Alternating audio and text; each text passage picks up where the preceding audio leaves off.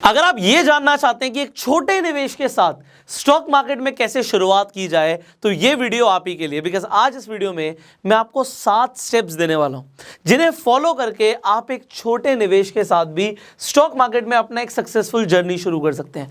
वो कैसे होगा, स्टेप बाय स्टेप हम आगे बढ़ेंगे। अब सबसे पहले देखिए यहां पे मैंने क्या लिखा है कि बड़े पैसे की जरूरत नहीं है, बात है शुरुआत करने की। ज्यादातर लोग डरते हैं, वो शुरुआत ही नहीं करते। अगर आप एक कंपटीशन में पार्टिसिपेट ही नहीं करोगे तो जीतने के चांसेस क्या हैं? जीरो। आपको पार्टिसिपेट करना पड़ेगा। एंड बात बड़े पैसे की नहीं है, बात यह है कि स्टार्ट किया जाए, शुरुआत की जाए, क्योंकि एक बार आप शुरुआत करोगे तभी आपको बहुत कुछ सीखने को मिलेगा। देखिए बहुत कुछ ऐसा है जो हमें अभी नहीं आता एंड हम एज अ ह्यूमन बींग्स हर रोज नई चीजें सीखते हैं। तो जब हम इन्वेस्टमेंट की बात करते हैं, फाइनेंशियल फ्रीडम की बात करते हैं, हम कंपाउंडिंग की बात करते हैं, बहुत कुछ सुनते हैं हम लोगों से, बट उसे अपनी जिंदगी में अमल करना भी जरूरी है। और जरूरी नहीं है उसके लिए बड़ा पैसा चाहिए। जब मेरे पास 10 करोड़ रुपए आ जाएंगे तब मैं स्टॉक मार्केट में इन्वेस्टमेंट शुरू करूंगा। आप 500 रुपए, 1000 रुपए से भी शुरुआत कर सकते हो, बट बात है शुरुआत करने की। अगर आपने शुरुआत करने का डिसीजन ले लिया है अभी तक तो हम अब आगे बढ़ेंगे। इसके साथ साथ मैं बताना चाहता हूं कि स्टॉक मार्केट से रिलेटेड, फाइनेंशियल एजुकेशन से रिलेटेड जो इन्फॉर्मेशन आपको स्कूल कॉलेज में नहीं सिखाई जाती, हम उसके ऊपर फ्री में आपको इस चैनल पे लगातार ट्रेन कर रहे हैं। तो अगर आपने अभी तक इस चैनल को सब्सक्राइब नहीं किया, अभी के अभी बेल आइकन पे क्लिक कर दीजिए, सब्सक्राइब बटन के साथ ही है, तो दोनों को आप प्रेस कर दीजिए, आप ही का फायदा होगा। नेक्स्ट देखिए, अब ये बहुत इंपॉर्टेंट टिप है, do not invest with fear of loss. आपको बहुत सारे ऐसे लोग मिलेंगे जो आपको ऐसी बातें बोलेंगे, अगर उस कंपनी में तब इन्वेस्ट कर दिया होता तो इतना पैसा हो जाता। वो स्टोरीज आपको हमेशा मिलती हैं, बट होता क्या है, जब हम एक्चुअल में इन्वेस्टमेंट करने आते हैं तो हम क्या देखते हैं, एक कंपनी का शेयर प्राइस भाग रहा है। अब फियर ऑफ लॉस क्या होता है कि अगर मैंने इन्वेस्ट नहीं किया और ये यहां से यहां चला गया तो भैया मेरा नुकसान हो जाएगा। अभी हुआ कुछ नहीं है, ये सिर्फ फियर है, डर है कि मैंने अगर इन्वेस्ट नहीं भी किया तो भी मेरा नुकसान हो जाएगा। और ये दूसरी जगह पर भी है, आपने एक कंपनी का शेयर खरीद रखा है, वो बढ़ रहा है, पर अब आपको डर लग रहा है। अच्छा, आपको सपोर्ट रेजिस्टेंस के बारे में कुछ नहीं पता, आपको टेक्निकल्स के बारे में नहीं पता, बट फिर भी अगर आप ये सोचते हो कि यहां से अगर स्टॉक प्राइस गिर गया तो मेरा पैसा डूब गया, तो अभी बहुत अच्छा बुल रन चल रहा है, बट आपको टेक्निकल्स के बारे में नहीं पता, तो आप क्या करते हो, फियर ऑफ लॉस की वजह से कि मेरा नुकसान ना हो जाए, उस वजह से बेच देते हो। और जब आप बेचते हो तब आप देखोगे उसके बाद भाई ट्रेंड और ऊपर चला गया। और ये दोनों साइड है, आपको लोग ऐसे मिलेंगे, भैया जब हमने खरीदा तो वहां से स्टॉक टूट गया, यहां पे आपने खरीदा तो स्टॉक नीचे चला गया, और जब आपने बेचा, सेल किया खरीदने के बाद, तो उसके बाद ऊपर चला गया। और इंट्राडे के अंदर तो आप बिना खरीदे भी बेच सकते हो, तो उल्टा हो गया, तो यहां पे नुकसान हो जाता है लोगों का। ये फियर ऑफ लॉस को बीट कर सकती है एक ही चीज, वो है आपकी स्किल्स। आपको कितनी जानकारी है, तो आप अपनी जानकारी को बढ़ाइए। स्टेप बाय स्टेप हम आगे बढ़ रहे हैं, तो आपकी जानकारी भी बढ़ रही है। आपको फंडामेंटल एनालिसिस भी सीखना है जब आपको लॉन्ग टर्म इन्वेस्टमेंट करना है, और टेक्निकल एनालिसिस भी आना चाहिए जब आपको शॉर्ट टर्म में इन्वेस्टमेंट करना है। तो दोनों ही आपको सीखना बहुत जरूरी है। अब आगे बढ़ते हैं तीसरे पॉइंट की तरफ। Now it's good that you start with less money. ये अच्छी बात है कि आप कम पैसे से शुरुआत करते हो। आज आपके पास कम पैसा भी है, बहुत अच्छी बात है। मैं आपको देखो एग्जांपल देता हूँ। आज मान लेते हैं आपके पास 10 करोड़ रुपए होता, आपने बहुत मेहनत से 10 करोड़ रुपए कमाया और आपने स्टॉक मार्केट में लगा दिया, अब आपका नुकसान हो गया। आपको कैसा लगेगा? आपको लगेगा यार मेरे तो इतना हार्ड एंड मनी चला गया। आज भी जो कमाया हुआ है वो भी हार्ड एंड मनी है, बट फिर भी आप अगर 1000 से 10,000 से 5,000 से इन्वेस्टमेंट शुरू करते हो, एक ऐसा अमाउंट जो इनसिग्निफिकेंट है आपके लिए। इनसिग्निफिकेंट का मतलब है कि अगर उस पर नुकसान हो भी गया, जीरो नहीं होगा अगर आप तरीके से इन्वेस्टमेंट करोगे, बट अगर कुछ लॉस हो गया, 10%, 20%, 30% का लॉस हो भी गया इस पैसे पे, तो ये इनसिग्निफिकेंट है। इनसिग्निफिकेंट का मतलब है कि इतना ज़्यादा फर्क नहीं पड़ता। अगर आपको 20% का लॉस हुआ 5,000 रुपये पे, तो इनसिग्निफिकेंट हुआ मतलब 4,000 रुपये रह जाएगा, ये आपका लॉस हो गया 20% का। और अगर प्रॉफिट भी हो गया तो अभी वो इनसिग्निफिकेंट ही है, मतलब प्रॉफिट भी हो जाएगा तो कितना हो जाएगा आपका पैसा, 6,000 रुपये हो जाएगा ना। हो ये इनसिग्निफिकेंट है, बट ये आपको सिखा रहा है। बात को समझना, आज आप 5,000, 10,000, 50,000 से शुरू करते हो, जो अमाउंट आपके लिए बहुत बड़ा नहीं है, तो उससे फायदा क्या है कि भैया आप लर्निंग को बहुत ज़्यादा बढ़ा देते हो। जब आपका पैसा बढ़ा तो आपने ऐसा क्या किया था, और जब आपका नुकसान हुआ तब आपने ऐसा क्या किया था।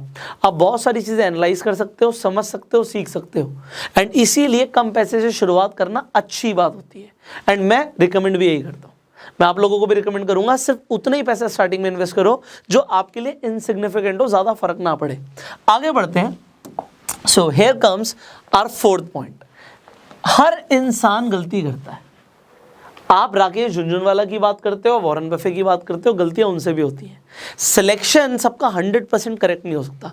आप एक स्टॉक को सिलेक्ट कर रहे हो, आप सोच रहे हो, आपकी एनालिसिस कहती है कि यहां से मान लो शेयर प्राइस बढ़ेगा।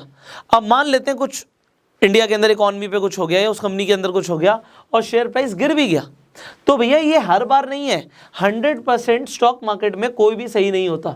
इट इज़ नॉट अबाउट कि हमें 100% सही होना है, हमें सिर्फ ज़्यादातर टाइम सही होना है। अगर आप रिस्क टू रिवॉर्ड रेशियो को समझते हैं, आपने मेरी पहले की वीडियोस देखी हैं, हमने शेयर मार्केट के ऊपर पूरी प्लेलिस्ट बनाई हुई है। उस प्लेलिस्ट का लिंक मैं आई बटन पर दे देता हूँ, आप जाके पुरानी वीडियोज़ भी देख सकते हैं। बिकॉज इतनी सारी चीज़ मैं ऑलरेडी बता चुका हूँ तो रिपीट नहीं करना चाहूँगा, बट मैं आपको ये बताना चाहूँगा कि मिस्टेक सब करते हैं। ऐसा कोई नहीं है जो 100% करेक्ट होता है। बस अगर आप ज़्यादातर टाइम भी सही हो तो आप पैसा कमा लोगे स्टॉक मार्केट से। अब अगर आपसे गलती हो जाती है तो अपने आप को कोसो मत। लोग क्या करते हैं, एक बार लॉस हो गया, मान लो किसी का 500 रुपये का भी लॉस हो गया, तो वो एकदम से सोचेगा अरे नहीं नहीं, आज के बाद तो मैं स्टॉक मार्केट में कभी इन्वेस्टमेंट नहीं करूँगा। जो हो गया लॉस उसे बुक करो, आपने स्टॉक्स को बेचो और बाहर निकलो। ये आपने जो सोचा ये गलत थिंकिंग है। लॉस होंगे क्योंकि आप एक फील्ड में एंटर कर रहे हो, गलतियां आप कर सकते हो, बट अगर आप ज़्यादातर टाइम सही हो, आप प्रॉफिट करोगे।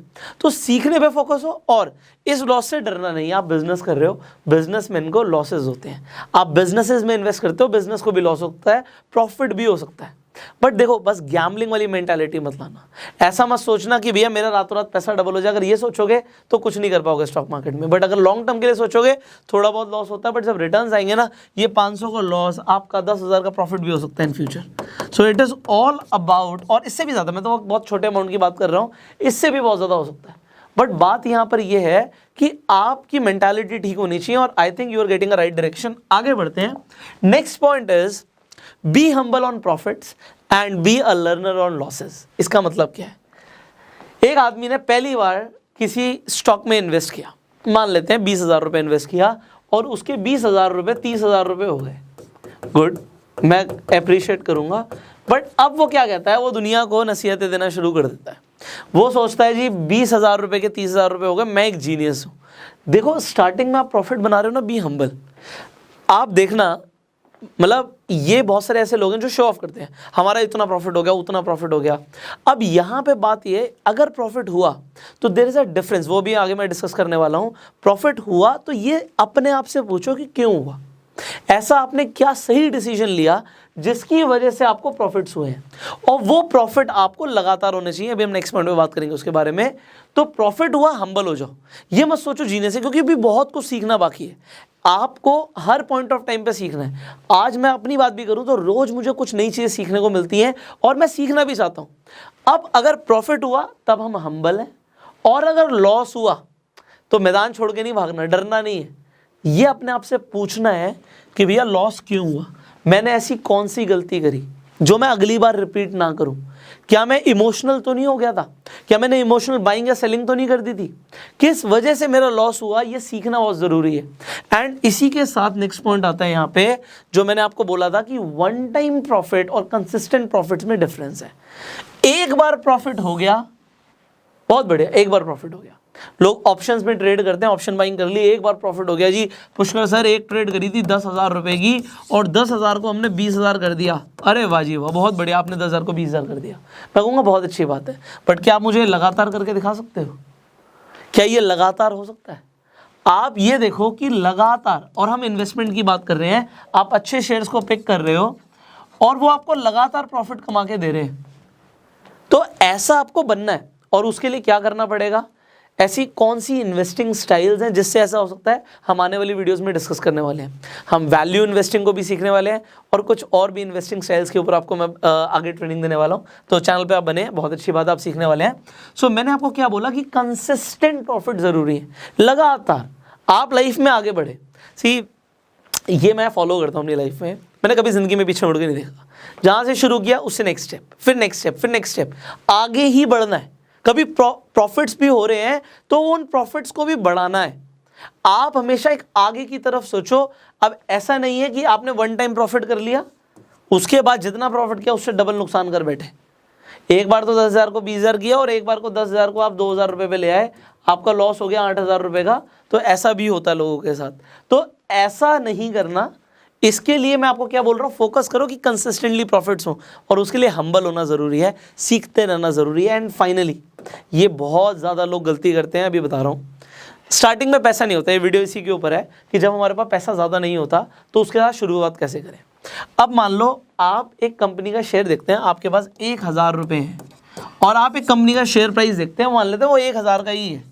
तो आप क्या देख रहे हो जी, आज मैं एक कंपनी का एक शेयर खरीद रहा हूँ, यहाँ पे मुझे बस एक शेयर मिलेगा, 1 शेयर ओनली। तो यार एक शेयर से क्या होगा। और एक कंपनी का आप शेयर देखते हो, वो 10 रुपये का दिखता है आपको। कभी कभी कोई ऐसी भी कंपनी होगी जिसका आपको शेयर 1 रुपये का दिख जाएगा।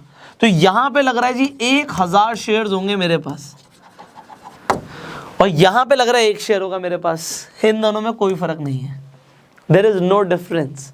देखो, अगर एक अच्छी कंपनी है, फंडामेंटली स्ट्रांग कंपनी है, तो वहाँ पे हमें मैटर करता है रिटर्न कितने % आ रहा है, और यहाँ पे भी हमें मैटर करता है कि रिटर्न कितने % आ रहा है। आजकल हम मल्टी बैगर्स की इतनी ज़्यादा बात करने लग गए हैं कि 1 रुपये का जो शेयर है वो बहुत जल्दी 10 रुपये का हो सकता है या 20 रुपये का हो सकता है, तो 10 गुना हमारा पैसा बढ़ सकता है।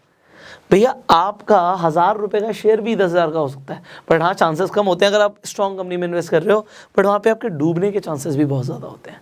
जब आप स्टार्टिंग में एकदम से पेनी स्टॉक्स पे आ जाते हो और सोचते हो मेरे पास बहुत सारे शेयर्स हो, भैया मेरे पास उस कंपनी के 1,000 शेयर है, इससे कोई फर्क नहीं पड़ता।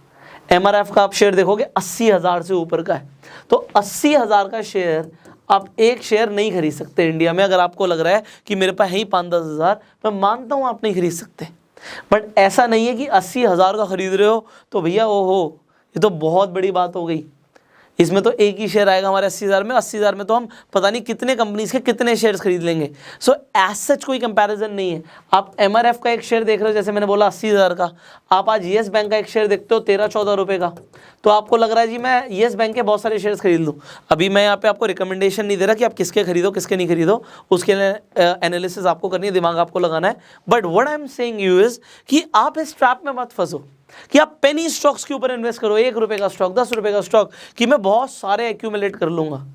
तो सिक्के बहुत सारे एक्यूमुलेट करने से बढ़िया आपके पास 2,000 का एक नोट हो।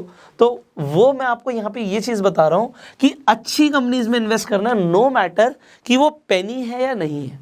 कुछ अब अच्छी कंपनीज के स्टॉक्स भी आपको सस्ते में मिल सकते हैं। मान लेते हैं ITC का स्टॉक आपको 200 रुपये के आसपास मिल रहा है, तो अब ये कंपनी बहुत अच्छी है, आपका यहाँ पे बहुत मोटा नुकसान होने के चांसेस बहुत कम है, बट बढ़ने के चांसेस ऐसा नहीं है कि आपको एकदम से रातों रात आपका पैसा डबल हो जाएगा।